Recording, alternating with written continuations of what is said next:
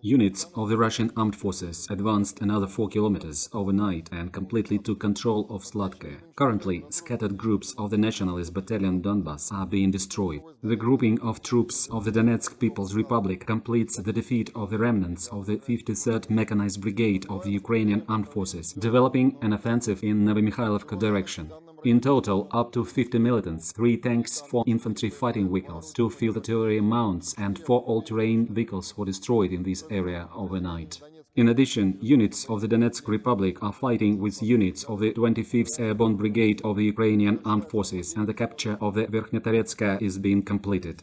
In Nikolaevka, in the suburbs of Kiev, Russian servicemen took control of a protected, buried command post of the Armed Forces of Ukraine. 61 Ukrainian servicemen of the command post voluntarily surrendered. Among them, more than half were senior officers of the Armed Forces of Ukraine.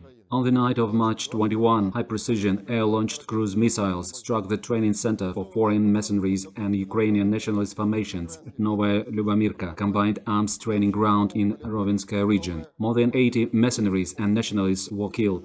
Also, high-precision air-launched cruise missiles destroyed an ammunition depot and the headquarters of a mechanized brigade near Selets. A group of night hunters consisting of Ka-52 and Mi-28N helicopters destroyed 8 tanks, 4 infantry fighting vehicles and 3 armored personnel carriers during night strikes.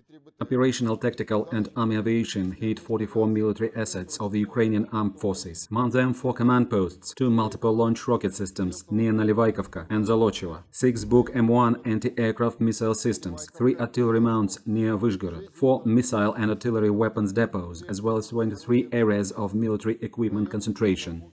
Russian air defense means shot down 2 more Ukrainian unmanned aerial vehicles in the air over Chernobyevka and Tsirkuny. In total, 216 unmanned aerial vehicles, 180 anti-aircraft missile systems, 1,506 tanks and other armored combat vehicles, 152 multiple launch rocket systems, 592 field artillery and mortars, as well as 1,284 units of special military vehicles of the Armed Forces of Ukraine were destroyed during the operation.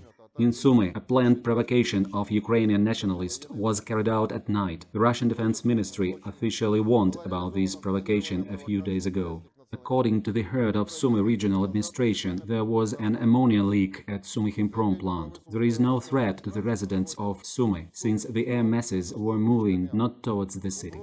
Let me remind you that back on March 19, we officially warned about the mining of this enterprise by Ukrainian nationalists to commit a provocation in order to accuse Russia of allegedly using chemical weapons. I want to emphasize once again that the armed forces of the Russian Federation have not planned and are not striking any Ukrainian facilities for the storage or production of toxic substances. The coordinates of all such objects and data on the toxic substances stored there on the territory of Ukraine were obtained by us during the seizure of the combat documentation of the 4th Brigade of the Ukrainian National Guard. The Kiev nationalist regime is directly responsible for any possible incidents with Ukrainian storage facilities of toxic substances.